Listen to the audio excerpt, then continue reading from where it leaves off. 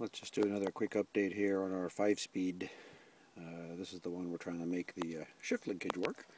An old mini sport unit. You can see the modifications to the case here. They've machined out an entire block here and welded in a machined piece of aluminum that now supports a bearing.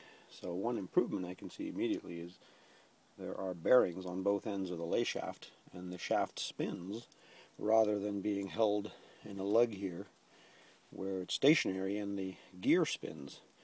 So that's an improvement in strength, but you can see some of the special parts. The main shaft is entirely different. It's way longer to support the 5th gear and its shift linkage. They made some mods here to the linkage which I haven't gotten into yet. In order to get it apart, I had to drop the shaft out to let these shift forks drop down so that I could engage 1st and 4th at the same time to lock it up in order to get some of the big nuts off. Kind of an interesting setup. They've machined or manufactured a different lay gear. It looks to be an original A+ that's been modified, but they bored it out so that it doesn't have its roller bearings anymore.